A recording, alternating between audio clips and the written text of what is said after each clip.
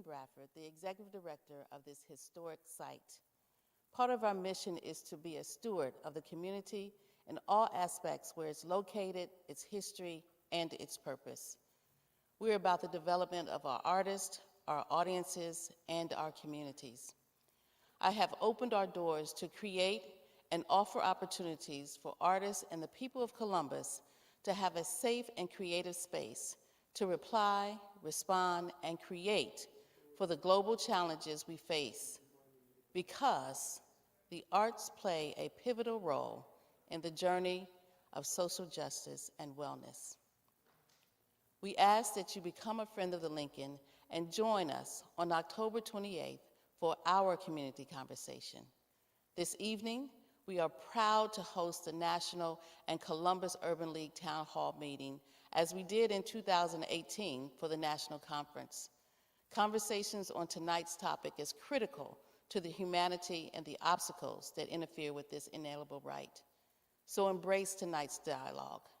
Now, it's my pleasure to introduce Stephanie Hightower, the President and CEO of the Columbus Urban League.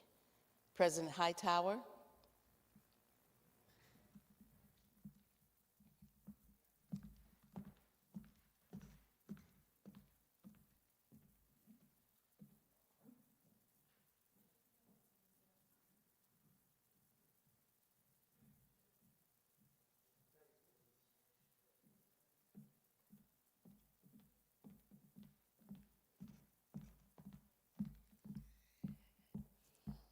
Good evening.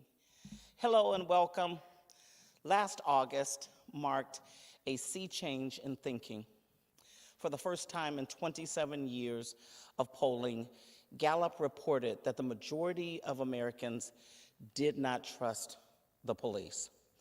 Overall, public opinion may have seesawed again since that time, but substantial numbers, especially substantial numbers of Black and brown people, continue to mistrust law enforcement. The strength and resiliency of American democracy rests on trust. Trust between those we ask to protect and serve and the larger community. Trust that our vote counts. Trust that everyone is equal under the law. It's long been said and proven that a house divided against itself cannot stand. That's why our country and our city must find common ground, review and redo our processes and systems, and most importantly, re-examine our perceptions and our attitudes. Rebuilding confidence and trust between law enforcement and the community it serves requires a collective realignment. We need to change the way we think, not just the way we act. Your Columbus Urban League joined with the YWCA Columbus to host this event and learned from the tremendous leadership of the National Urban League. NUL has ideas, experience, and perspective that not only can set an agenda for America, but also serve as another critical turning point for Columbus, a step towards in the quest to regain mutual trust and respect. We are honored that Columbus was one of only 3 cities, and the first of those 3 cities selected by NUL to explain and bring to life its criminal justice reform agenda.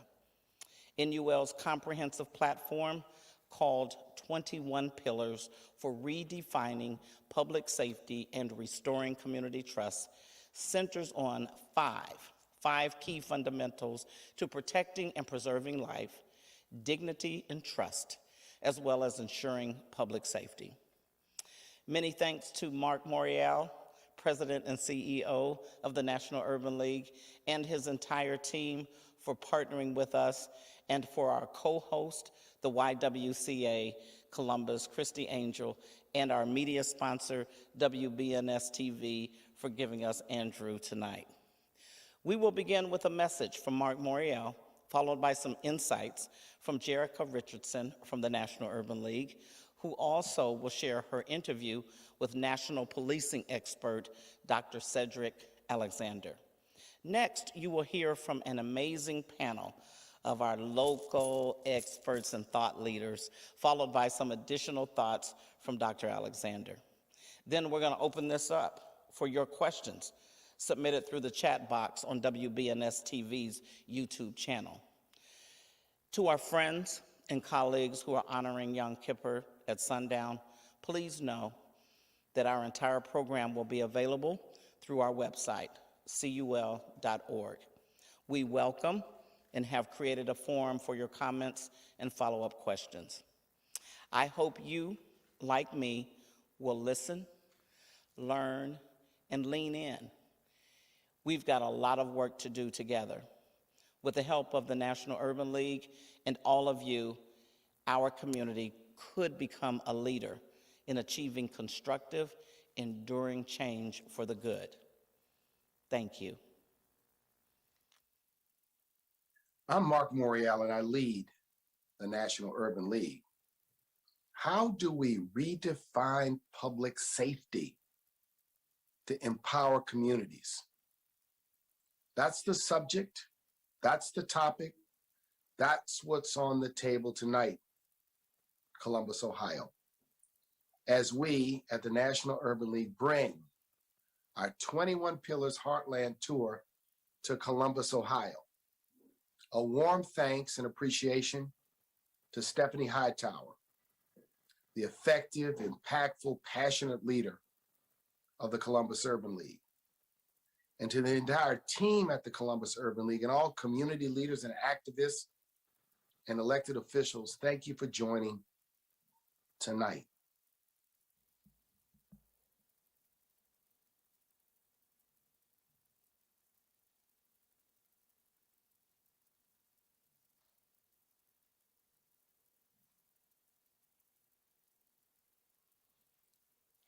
Good evening, everyone. My name is Jericho Richardson. I am the Senior Vice President for Equitable Justice and Strategic Initiatives at the National Urban League. I would like to thank the Columbus Urban League President, Stephanie Hightower, YWCA President Christy Angel, and WBNS 10 TV for co-hosting this necessary and timely event. Since 1910, the League has been working to lift barriers to opportunity for Black people and people of color in this country. And unjust policing is a huge barrier to our progress. Unjust policing is why the National Urban League decided to embark on its 21 Pillars Heartland Tour, and why we chose Columbus, Ohio as one of our first cities. Although often overlooked in the national news cycle, Columbus experiences one of the highest rates of police shootings in this country. Just last week, the U.S. Justice Department announced it will review the practices of the Columbus Police Department after a series of fatal police shootings of Black people and for its response to last year's racial injustice protest. Now is the perfect time for us to engage in difficult conversations about what redefining public safety in Columbus should look like. In April, we launched our 21 Pillars for Redefining Public Safety and Restoring Community Trust. The 21 Pillars provide a framework for advocacy that paves a way beyond the status quo.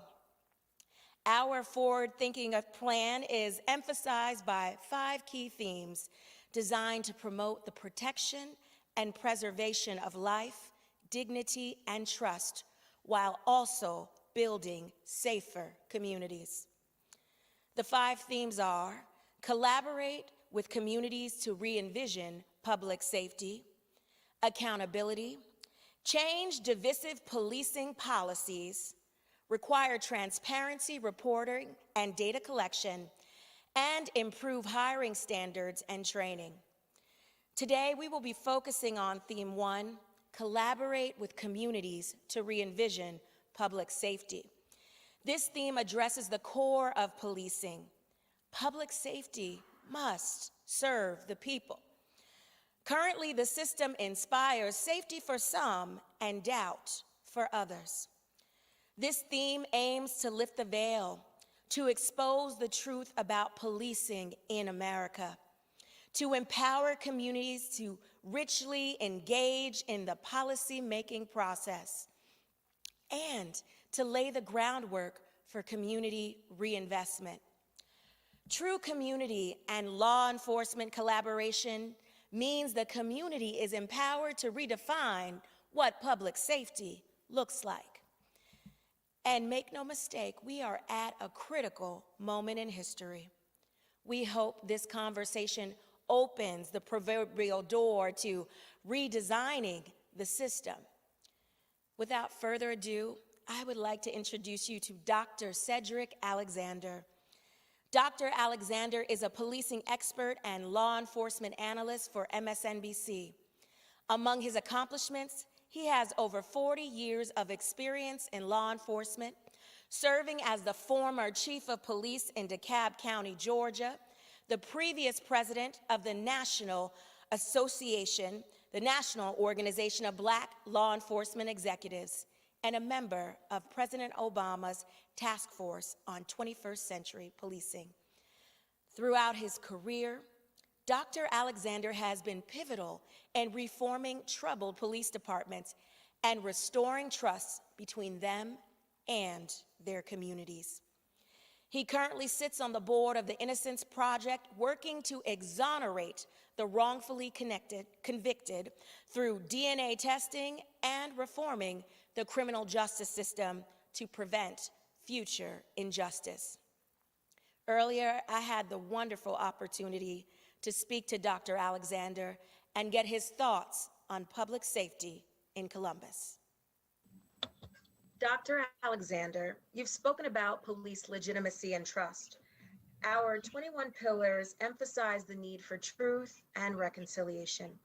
How exactly can we measure legitimacy and trust? And what are specific initiatives that can be implemented in Columbus to begin to develop that trust? Well, first of all, let me say this. Thank you for having me here with you. Going back a few years ago, when I was appointed by the Obama administration to be part of the 21st Century Task Force report, there were 11 of us that was appointed by the president at that time.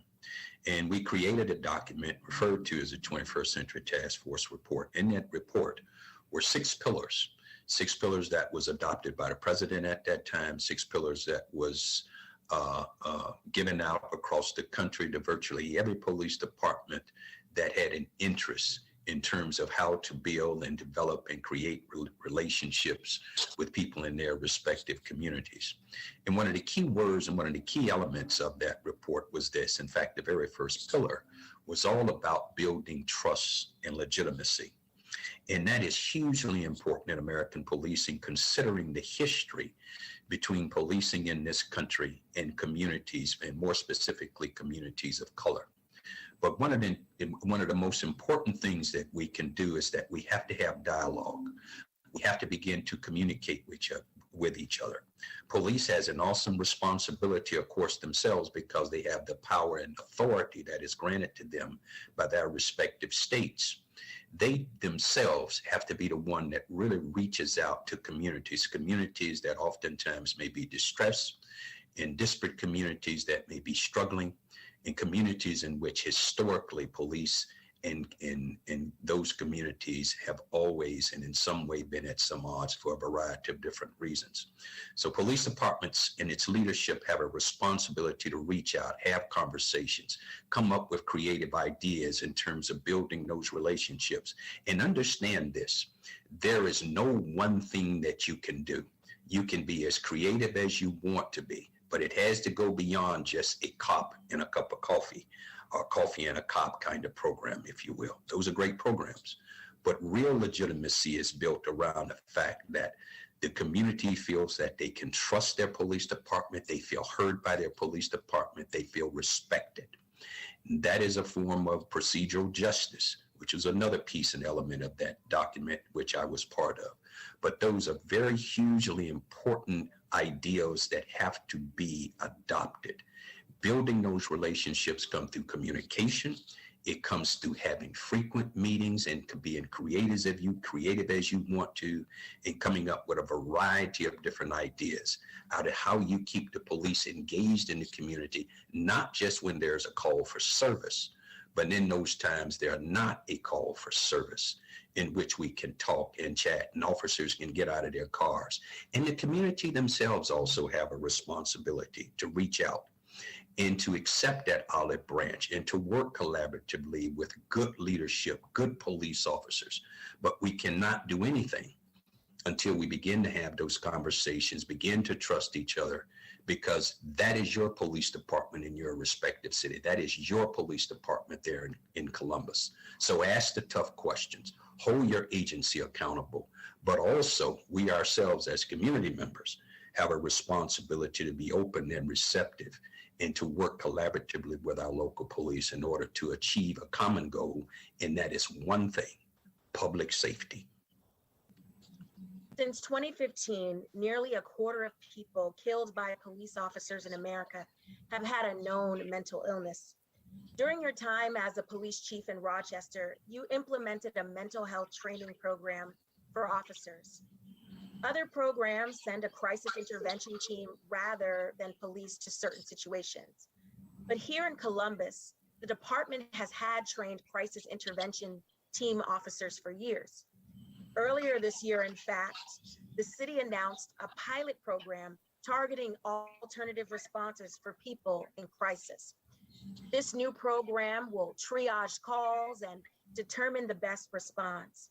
Is there a best course of action to handle our police response to mental health crisis issues, which with incidents like the death of Daniel Prude and Elijah McClain captivating the country's attention? It is absolutely important, and it seems impossible not to wonder whether these methods actually work.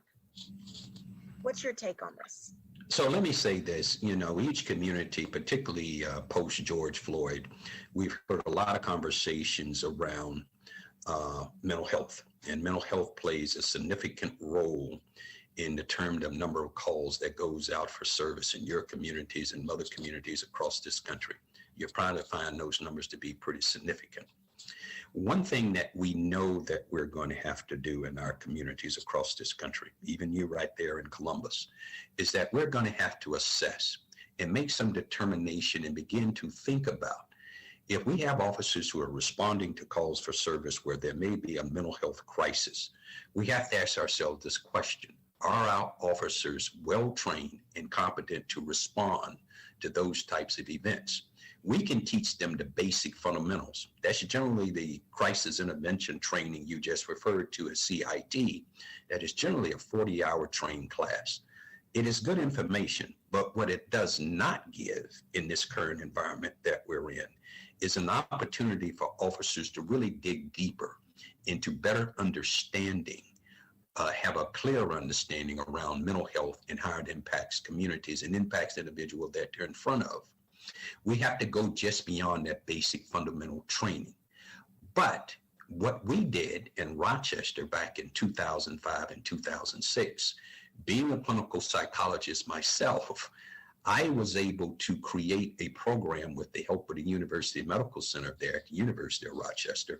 We created an 80-hour program, and we made it specific for officers who had that training to respond to calls for service where there may be a mental health issue.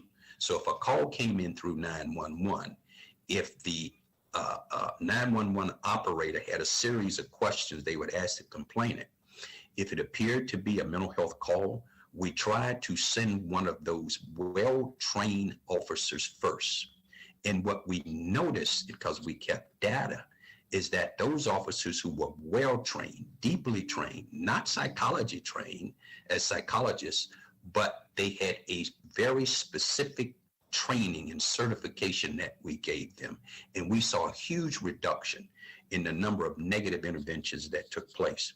Now, that was during early 2000s. Fast forward 15, 16 years later, many cities in this country have done a variety of different things, but where we are today, I think your community is going to have to assess what is it that we want our police officers to do. If we're going to have them respond to mental health calls, we need to make sure that they train and go beyond that typical 40-hour CIT training. It to be more specific, more targeted.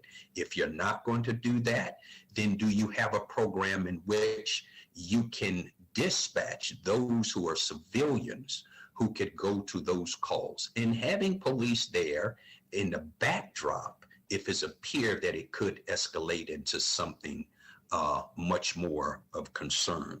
So continue to have those conversations, continue to come up with different ideas and approaches, but understand your city, just like many cities across this country, have people in our communities that are struggling with mental health, and that includes drugs and alcohol.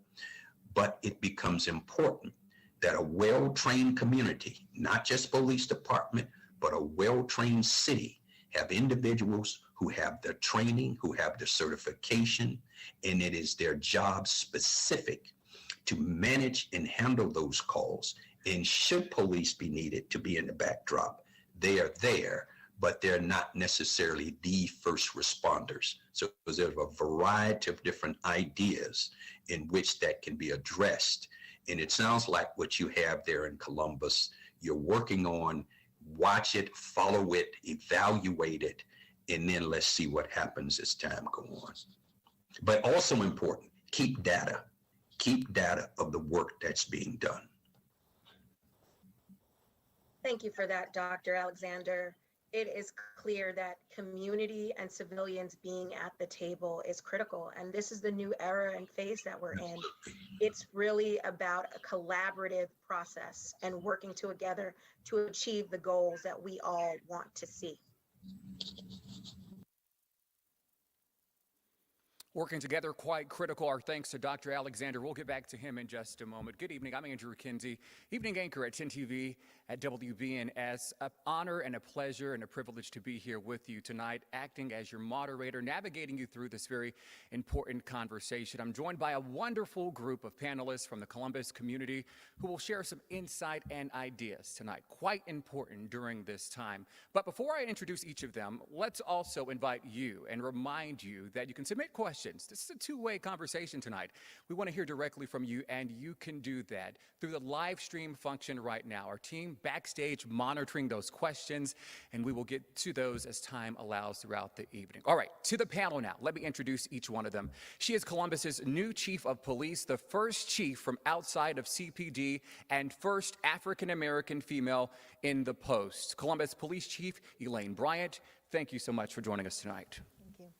A woman who has broke many glass ceilings as former president and CEO of the United Way of Central Ohio, former Columbus City Attorney, former judge, and now the chair of the Civilian Review Board, Janet Jackson. Thank you for being here tonight. And for 24 years, our next panelist has served as the pastor for Trinity Baptist Church here in Columbus on St. Clair Avenue for quite some time. He has demonstrated strong commitment to serving those in poverty and ending violence in our community. Our thanks to Dr. and Pastor Victor Davis for being here. And last but not least, tonight, a partner at Walton Brown LLP. Sean Walton is a civil rights attorney who has long been involved in issues involving Columbus Police and a leading member of the Columbus Police Accountability Project. Sean Walton, thank you for your work and for being here tonight. Thank you. All right, to get us started tonight, we're going to have an open conversation. Again, I want to make sure that this isn't stuffy, okay? I don't want people tuning out. It's an important conversation, so each of you all have some special sauce to add to this conversation tonight. There are 3 set questions, but at any time, jump in and add your special sauce. Chief, I want to start with you. What would it look like for law enforcement and the community to trust one another? We talked about this trust. What will that take? It's going to take some transparency. It's going to take some dialogue. And most importantly, I think it's really important that officers are proactive versus reactive.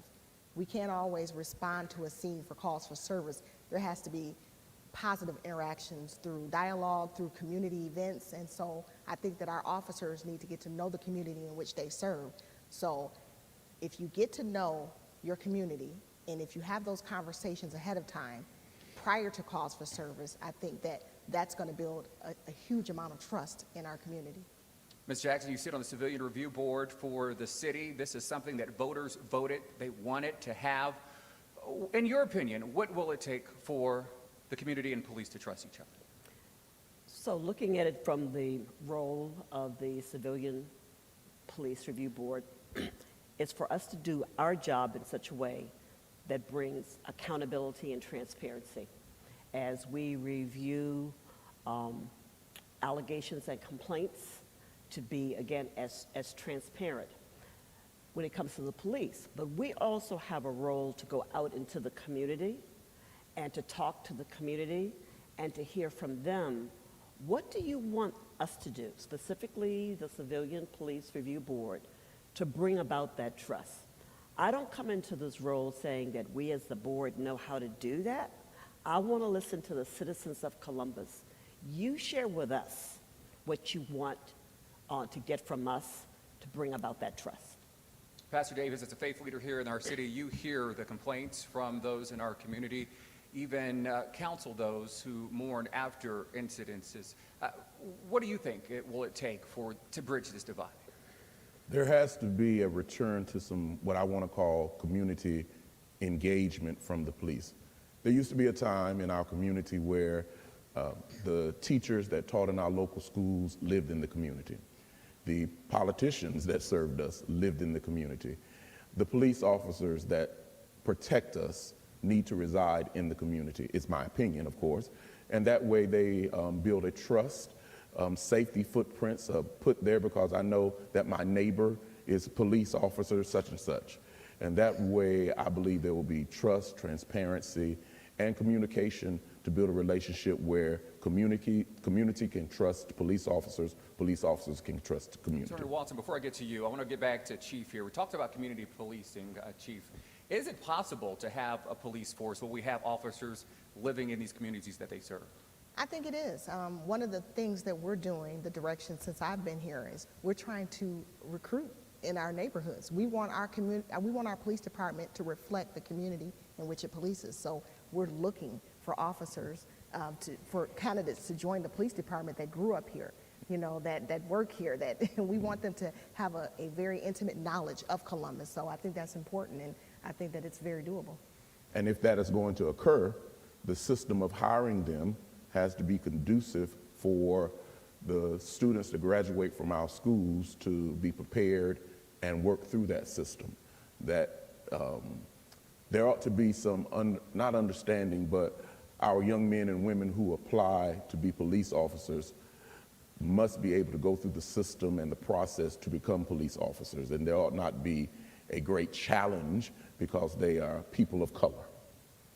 Attorney Walton, I'm going to get to you because you have been on the forefront. You understand this topic quite intimately.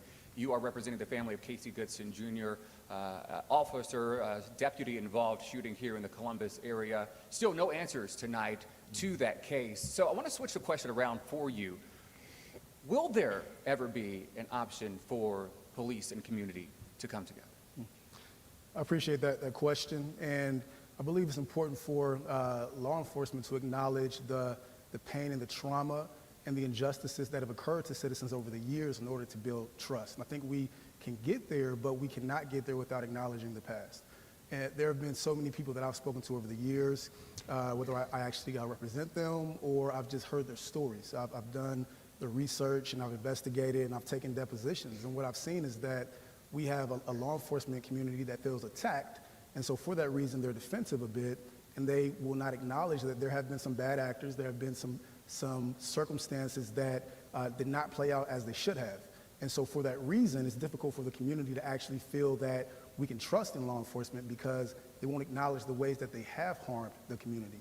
So going forward, as we're building trust, that trust starts with acknowledging that pain and that trauma that has been experienced over the years, and by working to heal by acknowledging that. And I think that's where we start, is that we really have to be honest about the relationship in Columbus with the police and the community over the years. Ms. Jackson, you're no stranger to this city. You have held several important, key, influential roles here in our community. and we thank you for your service here. What strengths or positives does Columbus have to build upon to create that greater trust between the community and law enforcement? What do you So see? I'm going to answer your question, but I want to follow up with what Sean said.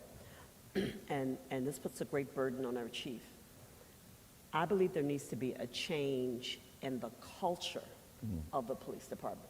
We haven't really used that phrase. I don't quite know how the chief is going to go about that and the safety director, but I think it really goes to Sean's point. Now I'll come back and answer your question. Former judges have a tendency to do that.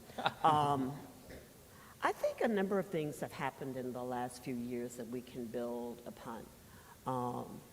The first was when this mayor acknowledged that there were issues and then appointed the Safety Advisory Commission that I chaired.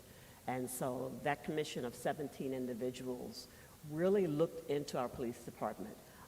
We reviewed everything they did, and we came up with 80 recommendations to improve the department, including creating the Office of the Inspector General and the creation of the Civilian Police Review Board.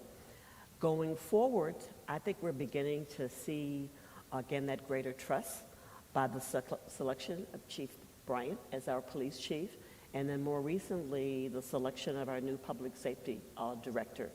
I think that all of these steps should show the community that the elected leadership in Columbus, both city council members led by Council President Shannon Hardin and the mayor, are really genuinely going to change what has happened in our community. Chief, I want to give you an opportunity to reply to that. We know that last week the Department of Justice chimed in and said, yes, we will come in and take a look. Is that part of that change, making that systemic change within the police department? Absolutely. I think that that is a step in the right direction. To her point, it is extremely important that we acknowledge, that there have been some issues within the police department, between the community and law enforcement. I make no mistake about saying I am one of the first, and I've said it from the very beginning. There are issues across the nation in regards to law enforcement and the community, and we have to address that. We cannot act like it doesn't exist, and we cannot act like people haven't been harmed, and that there isn't some trauma that's deeply embedded and rooted behind some of the things that have occurred. We have to acknowledge that. And that is part of that culture. When you talk about it, it's up to the leadership to start making those changes. And I think by me sitting here, having this conversation with you, we are showing that we're moving in the right direction, because I am the first. I'm the first outside chief. I'm the first African-American female. And I will tell you that one of the things that I see coming in this department is these officers, when we talk about that particular question, what are strengths or positives does Columbus have?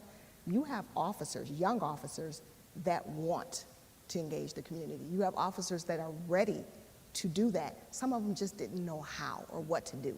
Leadership is extremely important, and accountability is extremely important. So I think that to build upon what she said, we have to make sure that we're the ones that are going to hold our officers or hold our police department accountable, and we're the ones that are going to be transparent with the community and say, these are the issues, these are the things that we feel we need to fix, and we're going to ask for help. We're not going to do it, we can't do it alone.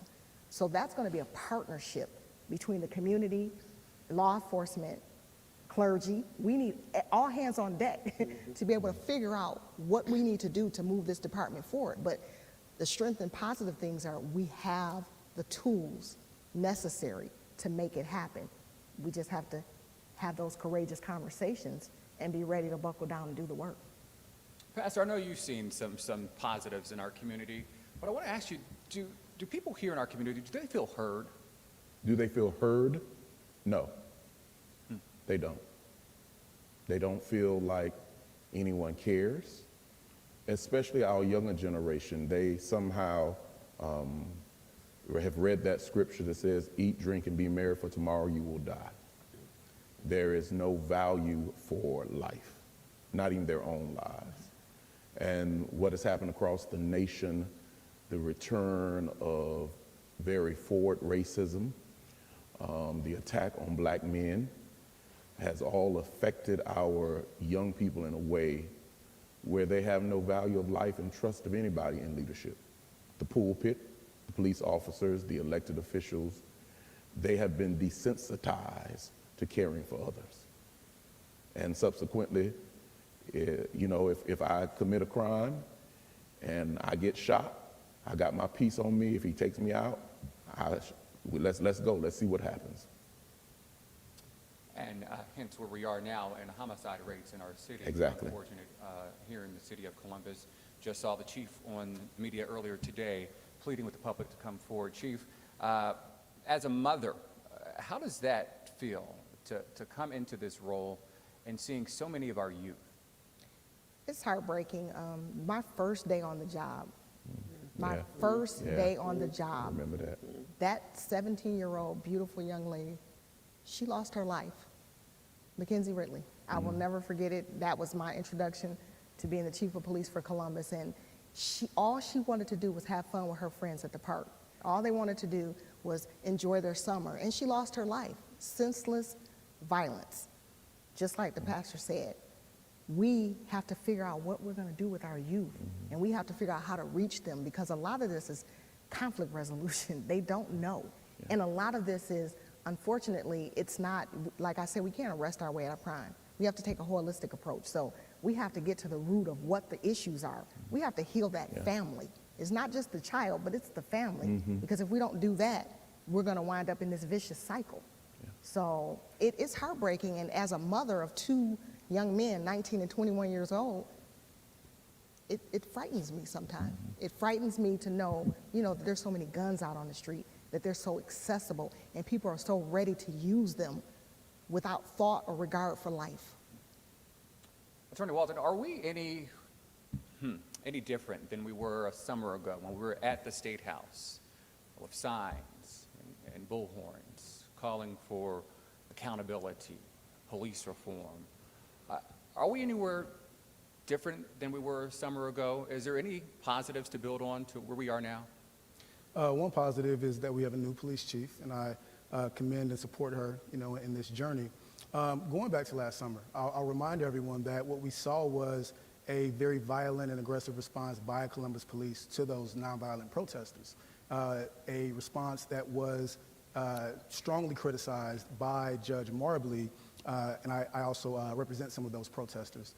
And we also saw our chair of the CBC, our Congresswoman Joyce Beatty, our City Council President Shannon Harden, and our County Commissioner Kevin Boyce.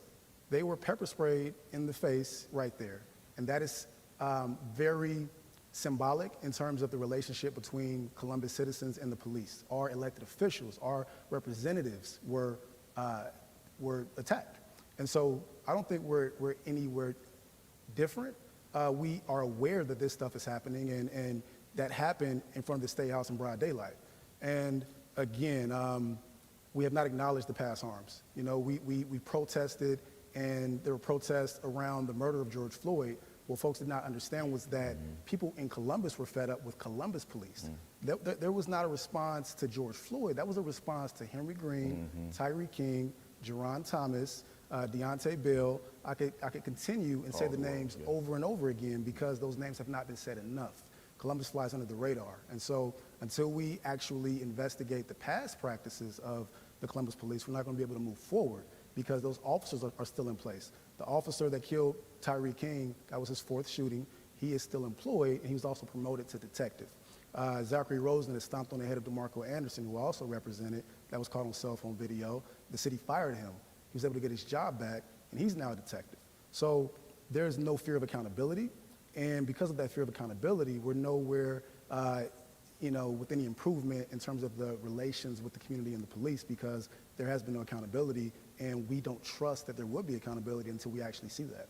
Key word there, And trust. by the way, there has not been a public apology for what happened to our elected officials, to my knowledge, to this day. Use the word trust there. Ms. Jackson, Dr. Alexander, we heard from before this forum started, he said that the legitimacy of law enforcement is real only when the community says it is. Is Columbus ready to confer that legitimacy? If not, what still needs to be done to get us to that goal? I would say that at this point in time, no, that the community is not ready to consider that legitimacy. But I think we've started down a path to get there. I would agree with Sean. A part of it is about accountability. So I would certainly hope that as the Civilian Police Review Board moves forward with our work, and that you now have this separate entity that is not connected to the police department at all, that will be investigating some of these matters and then making recommendations to the chief and the safety director, that there will be some change. I believe that there will be change because we do have a new chief and a new, safety director. And I believe that you have leaders in place who have said, we want this and we're working towards this. It's not business as usual. But I think because, excuse me, of the history, the community will take a wait and see attitude. They will wait to see how we do our jobs, and as we do our jobs, will we bring about change and sustain change. Chief, to hear that we're not there just yet, how does that make you feel? I have less than 3 months on the job. I just want to remind, it feels like 3 years, but it's less than 3 months on the job. And I will tell you that coming from an extremely strong community relations background, I'm hopeful that we can get there. I really believe that the work that my team and I are ready to do, roll up our sleeves, that we can get there. I think that it's going to take a lot of open communication. It's going to take a lot of, like I said, courageous conversations. It's going to take people coming to the table from all sides to be able to sit down and have that conversation and acknowledge some past hurt, to acknowledge some situations that we have never resolved yet, and to be able to say, okay, how do we move forward? There has been so many traumatic incidents, and as a female, as a Black female, I feel internally a lot of things, but I also, as a professional, I have to put my hat on and say, okay, I can feel this and I can acknowledge it, but how do I fix it? What do I do to go about making this change and making it sustainable? I don't want to make changes that are fleeting or by night. They have to be thoughtful, and they have to be what's best for the community, what's best for the officers, what's best for the businesses, the people that live, work, and play here. What can we do to move this department forward, to move the community forward in the right direction? A big part of that is accountability. We talk about that word and people throw it around, but rest assured, accountability starts with the leadership. So when you were little, you remember if your mother put her foot down about something and she gave you a look, she meant that. If she didn't care, what did you do? You kept doing it. So it's all about making sure that we're the ones that set that tone as leaders, all of our seats. Your seat, extremely important. My seat, the director's seat, you're holding us accountable. We don't have a problem with that. We want to make sure that we're open and transparent, and we have that conversation, because I want to make sure that everybody's voice is at that table. I'm not going to make decisions without making sure that it's best for everyone involved. Sean, I want to get to you. For those families that you represent, has all hope been lost for them in trusting law enforcement, or do they feel that there will be some accountability and that trust can be rebuilt? We have no choice but to hope that trust can be rebuilt and that we will be protected and served by law enforcement, because we're at their mercy, right? So for the families I represent and the folks I've spoken to over the years, there's not a lot of hope, because what we see time and time again is what feels like politics as usual in Columbus. On April 29th, there was a broad coalition of clergy, attorneys, politicians, and activists who came together to demand that the DOJ investigate the patterns and practices of the Columbus Police Department. And there were over 55 endorsing organizations of that request. And to the point about being heard, it seems like that was ignored, and instead there's a review that's not an actual investigation. And so time and time again, we see a lack of emphasis put on acknowledging the harms of the past. The officers that have been involved in some of the injustices of the past few years, again, like I said, are still employed. They are in leadership within the division. And so in talking about reforming the culture, you have folks who have not been held accountable for past harms that are teaching new officers that they don't have to fear that accountability. We have a new police chief that's going to try to instill that culture change. But our hope was that federal oversight will come in and there will be a consent decree that the city is forced to enter into that will be a result of a patterns and practice investigation, and that would be one big step to bringing hope that trust will be rebuilt. We can't trust that the mayor and the city attorney handpicking what the DOJ reviews will bring any real change, right? We want the DOJ to have open time and opportunity to investigate whatever they need to investigate. So there's not a lot of hope. And it seems like time and time again, we are ignored when we make specific demands. There's an opportunity missed there with that DOJ patterns and practice investigation. Our hope is that still happens. But drastic change needs to happen because time and time again, we see what feels like politicians siding with decisions that protect police officers as opposed to the people. We want to continue this conversation. We want to remind you at home or wherever you are on your mobile device that you can submit your questions right now to our panel through that chat function right now on the WBNS YouTube channel. That's what you're watching right now. There's a chat function to the right of your screen there. Submit your questions and we will get through those. We're going to get to those questions momentarily. However, right now, I want to get back to Dr. Alexander. Here's some more additional expert viewpoints on the core issues.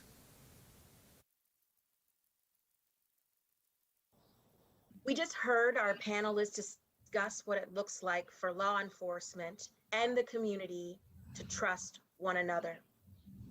The National Urban League's 21 pillars call for the implementation of a 21st century community problem-oriented policing model. Dr. Alexander, from your perspective, what does a sound community policing model look like? Well, in this century that we live in, and in this 21st century, and when we talk about 21st century policing, and we hear that term tossed around a lot, and particularly post George Floyd, we hear a lot around reformation. How do we begin to reform police departments? How do we rethink, re-engineer police departments that's going to work in a much more efficient, a much more collaborative way than they have in the past. And one of the ways that you do this in your own community there in Columbus, it becomes very important that community leadership and leadership inside your police agency, whatever relationships you're building, you continue to build on those relationships because you can become as creative as you want to be. And you can come up with a variety of different ideas as to how you build those relationships, more importantly, how you maintain those relationships when it comes even to police officer training. How about the idea that we have community members that come in and be part of training of those police officers? Everyone have their fingerprints. It's just not a police academy that's taught by police officers, but also can we have community members to come in and lecture and talk to young recruits about their communities, the importance of building those relationships. And that's from all parts of the diversity of your community there in Columbus. So you can be as thoughtful, you can be as forward thinking, and you can be as creative as you want to be. There is no one set pattern of doing this because every community is different. But what is consistent that we all have to do across this country is that we have to have the dialogue. We have to have the communication. We have to have the willingness to want to work together. And to my police officer friends and brothers and sisters that are out there in their community that's hearing this, you are doing a great job, a tremendous job, a challenging job. But the community is asking us to be more accountable. And we're going to meet that challenge. Because the more accountable we are, the better we are, the more transparent we are, the more that we're going to build those relationships, gain trust, and maintain our legitimacy with the people in which we all are sworn to protect. And the other side of that, to the community, think about it this way as well, too. Be there to support your local police, because for good public safety in this country and in your community, it has to be a partnership between police and community. The police is the community, and the community is the police, as authored by the father of policing many years ago in London. So there you go. Well, thank you so much, Dr. Alexander. We heartily agree that accountability is key, as is partnership. We just want to thank you for joining us today, and we appreciate you sharing your expertise on this very important issue. Thank you for having me. Thank you very much, and God bless all of you there in the city of Columbus. All right, welcome back. Let's get to our panelists. We're answering your questions that you're submitting right now in the chat feature there on the YouTube/WBNS. Again, thank you so much for joining the conversation tonight. I want to pose this first question to each of you. It's been repeated several times in the chat function tonight, so it's a hot topic tonight. What does a culture change look like? We've heard that said several times tonight, but how do we take it from being a word to actually being an action? I can share what I think it would look like, that in many instances when an officer engages with a citizen, it's not a confrontation immediately, and especially with our juveniles. I mean, yes, the officers have to do what is appropriate in terms of their training, but it's not this in your face that creates, the fear. It's how you talk to someone. It's how you communicate with individuals in the precinct, that you patrol. It's how you engage. So for me, it's literally how police initially engages with community. And it is not a confrontational, it's congenial, it's respectful. And that's another part of the cultural piece. There's a respect of the citizens by the individual officers. That's how you would see it. And I don't think you see that now. Pastor? Needs to be an update on sensitivity training. I think the sensitivity training that has gone, or diversity training, is outdated. There needs to be an understanding of the culture we're serving now. And not just the police officers, but the community has to learn some things too. I don't think the community understands the role of the safety director and who he answers to or what he does. And now we've got another position that there needs to be some education on who does what, why they do it, who answers to who. And when everybody understands their roles and positions, I think we will have a better understanding of what is happening in our community. Attorney Walton? This is going to sound a bit aggressive, but hear me out. Destroying and rebuilding, right? So we're trying to talk about how to reform a culture that is based on a profession that has its roots in slave catching, right? If we're being honest about the history of policing in this country, and it goes into Jim Crow and then protecting white landowners' interests. And there's always been a serious interest in making the majority people in this country feel safe when it comes to policing. So black people in this country don't feel protected. They don't feel served. They feel like they are essentially being targeted in many ways, right? And so over time, this culture has continued.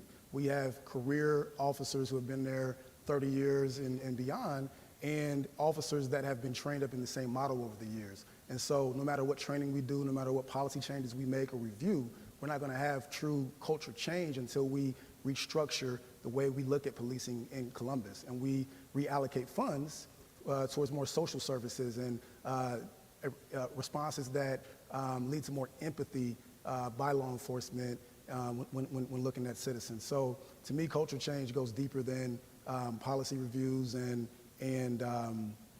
incremental changes. We need drastic change, and that is just a reality. And so I think we have an opportunity here with the new police chief and a new look at policing and public safety in Columbus by our elected officials And we don't want to have more missed opportunities. Again, I'll just continue to say that the lack of a pattern and practice investigation in the city is a huge missed opportunity that will hopefully be corrected. But that's culture change, actually restructuring things to fit what's needed in 2021, because what began over a century ago is not the way that we should be looking at how we interact with human beings in this country and in this city.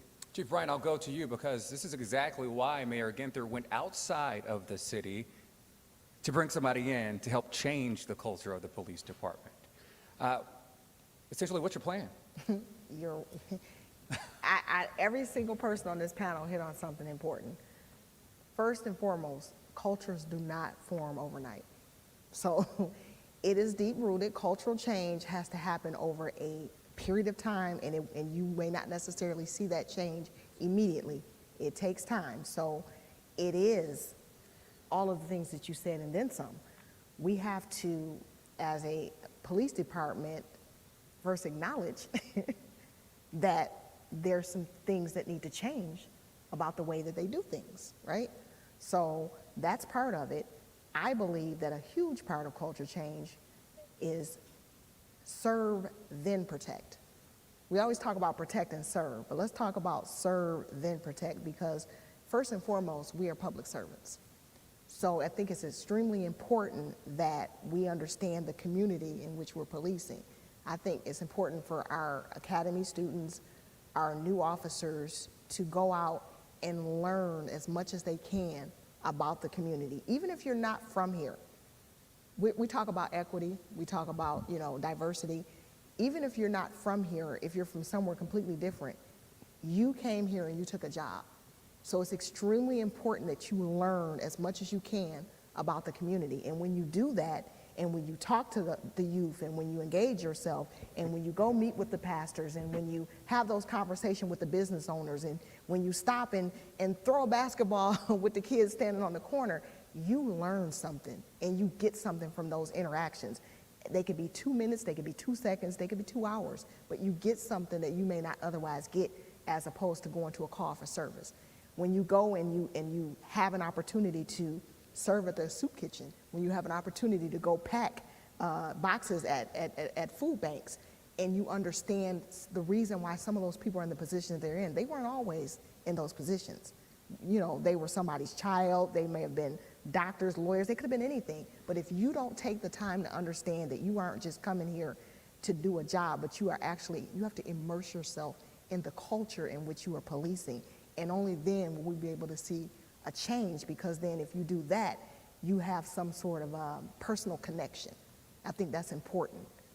I love Columbus. As soon as I moved here, I'm excited about this city, and I've immersed myself in the culture of Columbus. And I think that that's a big part of it. We have to make sure that we're teaching and educating and letting them know what the culture is about the community in which they serve, instill that in them, do some more training, some bias policing, do some more sensitivity training, allow community members to come in and have those conversations, do them in forums that are neutral. I think it's real important. Take police out of their setting, take the community and put us in a room in a neutral setting, not in uniform, in plain clothes, and let's have these conversations so that we can hear each other, not talk at each other. So culture is going to be something that is not going to happen overnight, but I think it's absolutely doable. But it's going to take a lot of work from everybody in this room and then some.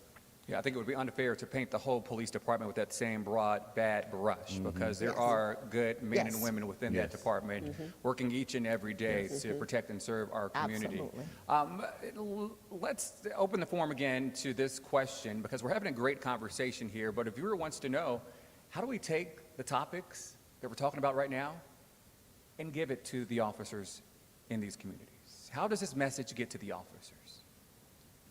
Through what we just talked about, these conversations within the community, the training, people coming in, having those forums, the interaction. I think a big part of it is leadership. We're creating more community programs. We want to be in the schools. We're talking about touching children from as early as 5th, 6th, 7th grade, because sometimes high school is too late. We want to get to them at a young age. So I think a big part of those interactions come from creating these programs and asking the community to partner with us and be able to go into the schools, go into the rec centers, and go into the churches and be able to have those interactions and build upon them. Children, they are very astute. They know when you really care and when you don't. So we can't just, go for 2 hours and pretend or have a conversation with a child and then walk away from them. You have to really be invested in the program. So we think that that's going to be a big key, bringing those community leaders together, bringing law enforcement together, creating a lot of programs, citizen radio patrol. We want to get our Citizens Police Academy back up to full swing. We're talking about bringing a lot of different community members into our house because we want them to be able to see what we do. We want them to be able to experience some of the things the officers experience because I think that's going to lead to a lot of fruitful dialogue. Ms. Jackson, your idea on getting this message to the officers? I think it comes down to providing opportunities, as the chief said, to bring officers and community together. I recently read about a program that I think is at Franklin University. Dr. Chanel Jones shared it with me, and she shared the results. And when officers had the opportunity to meet with community leaders and to have just this dialogue, many times their perspectives, were changed. But you've got to bring people together. We've been so far apart for so long, creating this, it's more than a gap, it's like a chasm. We can't do anything until we're back together. I just spoke to a 17-year-old in a program who said, it'd be good to see the officers get outside of their patrol cars. Yes. And we witnessed that during National Night Out. Sean, is that enough, or should more be done? More should be done. To me, a message is sent when officers that commit crimes are treated the same as citizens that commit crimes, right? So if an officer commits a criminal act against a citizen, they shouldn't be protected by the division. There shouldn't be an internal investigation that covers that up. And so a message is sent when officers who are bad actors are treated like bad actors. And so that's a message that's sent. Beyond that, I think it's important that we just continue to stress that culture change and the fact that we do have a new chief in town, literally, and to know that the old ways of doing things are changing, right? Because, again, far too often we have seen leaders in the city just not stand with people, right? I really have to say that, as I was doing my research on the city and police community relations, I saw that, years ago, after a young man was shot and killed, Mayor Coleman, stood up and said, if you don't run from the police, you won't be shot, and so don't run. And so that's literally not the legal standard for allowing an officer to shoot someone. And so when messages like that are sent, it sends a message to officers that there won't be any accountability, and that's the culture shift that we need. It's decades long. So we have to send a message that, again, you will be held accountable, and that culture change is what's going to lead to the city being healed from the trauma that has been inflicted over the years. And again, not all officers are bad. I represent several black officers that have been discriminated against internally.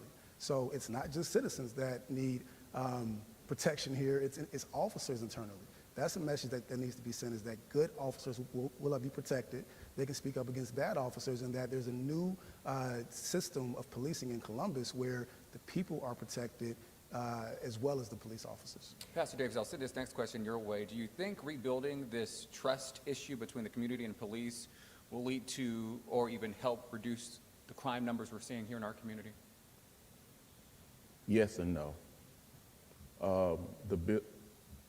Crime is not always the results of the law enforcement. That's number one. Crime sometimes is the results of trying to survive for many people in our community. It's live or die. For whatever reasons, so much is going on with our young people and others. You can't blame it all on it's economics, it's exposure, it's survival. It's the lack of parents, not just male parents, but mothers being present. It's the lack of an educational system that no longer gives everybody reading, writing, and arithmetic and the basic skill sets they need to be employed nominally. Everybody's not going to college. It's so many things. That's a yes and a no question. And I'd like to follow up with that. So I have these Can I finish? I'm so sorry, Pastor.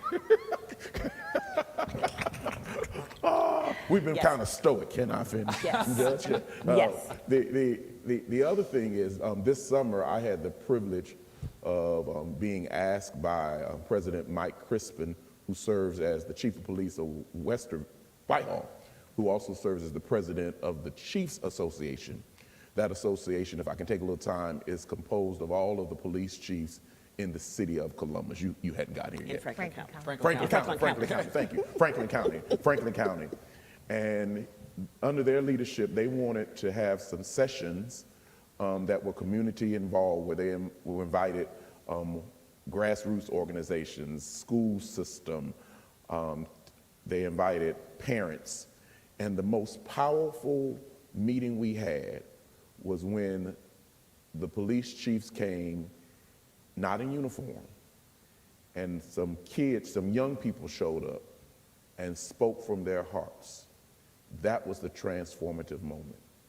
That was the police officers becoming a part of the culture and the young people becoming a part of the culture. The only way you can have a culture change is when cultures what's the word I'm looking for? I'm a pastor, then lost my words. When they come together, I wanted a deeper word than that. I wanted to sound real educated, but when they converge, I wanted to be real deep, but when they come together. And that's when there's an understanding, and that's when there is a respect for both cultures. If I can use for an example, and I think it's a powerful example, mixed couples, mixed race couples. When they come together, their love overshadows cultural differences to the point where they're willing to learn about each other's culture and grow together. There has to be there has to be getting together, some I'm gonna use this deep word, some intimacy of relationship mentally, and understanding what each other's doing. Now you can talk, Judge. Thank you. Thank you. I'm finished. No, I was just going to share that I have regular conversations with my 87-year-old mother, who happens to be very active on Facebook and shares her opinions about all of this. But when I see her, yes, she expresses concerns about the police, but her greater concerns are about our youth. Yes. And the violence with our youth. And certainly to not blame it on the officers, but what she says is that it's the responsibility of this entire community to address this issue. That's the reality. Parents, if they're there, church, schools. And then she asked this question, and I can't answer it. She says, Janet, who's taking the leadership role in this city of bringing everyone to the table to try to find solutions for our young people? And I really don't know who's doing that. And I would say, having conversations with our youth, growing up now is totally different than when we were growing up. Oh, yes, yes. And they are facing so much right now, which leads me to our next question here. As we think about smart investments in social justice initiatives, what types of programmings could make our streets safer and promote greater trust between law enforcement, the community, and our young folks? Sean? Yeah, I think, again, I mentioned it earlier, but more social services, as we're looking at law enforcement responses, right? I think that so many people in our communities are suffering, right? And Pastor mentioned it, in terms of the economics and just so many issues that lead to that suffering, right? And as we're talking about the violence in the city and the youth violence, again, there's a lack of hope for many of them because we do not have much empathy for our communities. And so, again, many times what we see is an intrusion into the life of Black people as opposed to an offer for assistance and just, again, that empathy that, we understand what they're going through and that we're here for them and that we'll be in this together, right? So more social services because far too often we have mental health issues that go undiagnosed and untreated, and the response to many people who are suffering a mental health crisis often tends to be aggressive as opposed to empathetic. So we need that, absolutely. And again, just more emphasis on therapy and healing, because I've unfortunately seen the way these families have to suffer through many things that happen, whether it's at the hands of law enforcement or just any other type of injustice.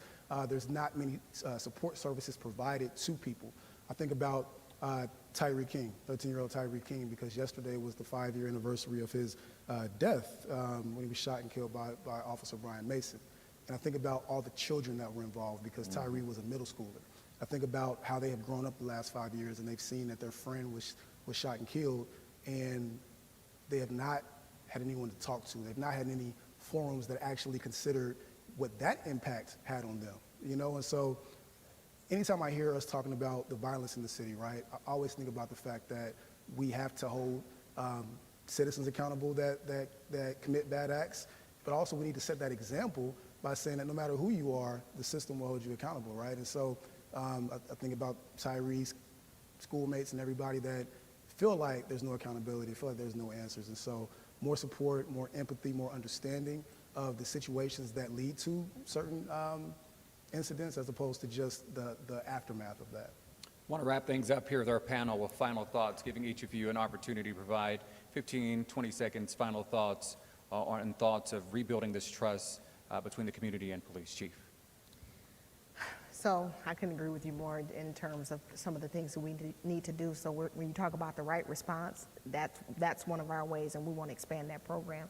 I think it's important for us to have this open dialogue and to do more forums, to have these conversations. I think it's real important for us to get into schools and deal with our youth and create programs like Children in Trauma Intervention. It's a city camp program where we take the holistic approach. We don't just deal with the children, we deal with the family, whether it's domestic violence, whether it's substance abuse, whether it's, a mother that simply has to work 3 jobs and she's a single mother and she doesn't have time to, address her children, and they're out there just, in the streets with no guidance. So I think that that's part of a problem that's not just about law enforcement, it's about the community as a whole. So we have to come together and be able to address those issues.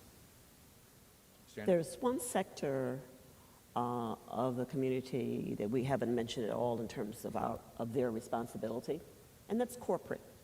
So one of the primary reasons for a lot of this is poverty. So many people are living in poverty. So why aren't we paying living wages? Why aren't they creating training opportunities for our young people?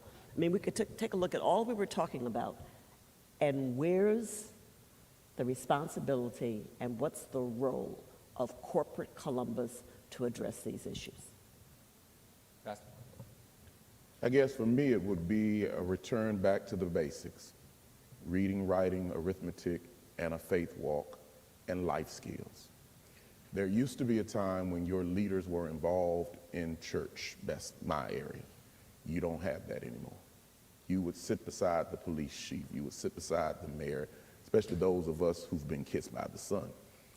And there needs to be a return, especially in our educational system, of life skills, not just reading, writing, and arithmetic, but how to cook, how to cut wood, how to screw a screw, sheet metal work, those basic skills, painting, that have drifted out of our school system that we all got. And as a matter of fact, we got it in middle school, that you no longer get. And I think that would, that way people can get jobs. And then we can talk more about minimum wages and living a life where that when you work 40 hours a week, you can pay your rent, you can eat, you can pay your bills, you can enjoy life. You're welcome. Final comments? Sorry about that. I appreciate all the comments up here, right? And I think that what we are all talking about is, again, humanizing the people of this city, right? Too often we see headlines, and we see a headline about the growing homicide rate, or we see a headline about, an incident of police violence, or, just a negative headline. But we don't consider what happens underneath that, right? So we do need a living wage. We do need opportunities. We need hope, And so my closing thought would be that in the future, I hope that as tragedies occur in our city, that everyone responds with empathy, and that we think about how to how to come together and support each other and move forward together, as opposed to pointing fingers or not looking to the greater good and our ultimate end game, which is a city where people feel happy and free and safe. Our conversation is about public safety tonight, and that's what this is all centers around, the public safety of our people in the city. A good place to put a period on this conversation. Our thanks to our panelists tonight, Attorney Walton, Bishop Dr. Reverend Davis, Ms. Jackson, and Chief Bryant. Thank you all so much for your time and discussion about this critical issue here in our community. Let's close this out tonight. I want to introduce Christy Angel. She's the president and CEO of YMCA Columbus.